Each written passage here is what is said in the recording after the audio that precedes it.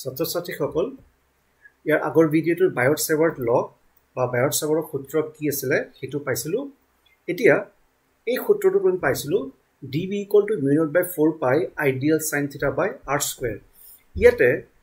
যেটো ধ্ৰুৱক আছে mu naught by 4 pi টো এটা সাধাৰণ সংখ্যা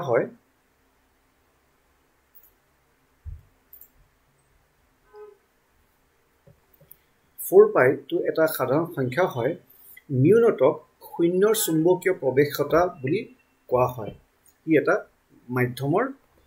ধ্ৰুৱক SI ব্যৱস্থাত ইয়াৰ মানটো হ'ল 4 pi into 10 to the power minus 7 tesla metre per ampere এই সংখ্যাটো মনত ৰাখিব লাগিব এটো মুখস্থ থাকিব লাগিব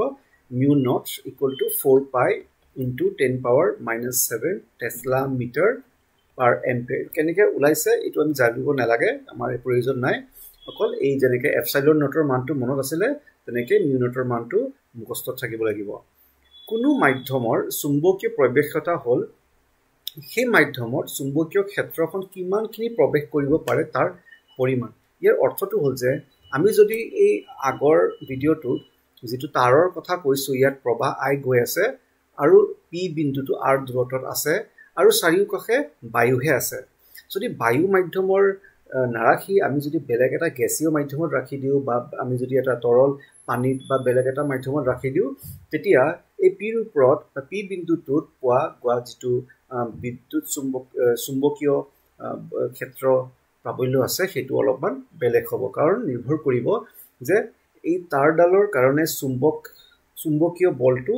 কি পৰিমাণে পিত থকা বিন্দুটো প্ৰভাৱিত কৰিছে মাধ্যমটোৰ ওপৰতো এটা কথা থাকে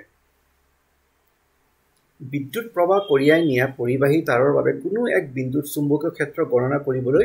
বায়ট সেভাৰ্ট সূত্ৰ ব্যৱহাৰ কৰা হয় এটো মানে বায়ট সেভাৰ্ট সূত্ৰৰ কি কাম হেতু কোৱা হৈছে এটা বস্তু মন কৰিবা 1/4 pi epsilon naught আৰু mu naught by 4 pi এই শব্দটো কি সাদৃশ্যপূৰ্ণ তাৰ মানে এই mu naught by 4 pi আমি বিৰ প্ৰকাশ ৰাশিক ব্যৱহাৰ কৰো আৰু 1/4 pi epsilon naught বিদ্যুৎ ক্ষেত্ৰ প্ৰাবল্যত ব্যৱহাৰ কৰো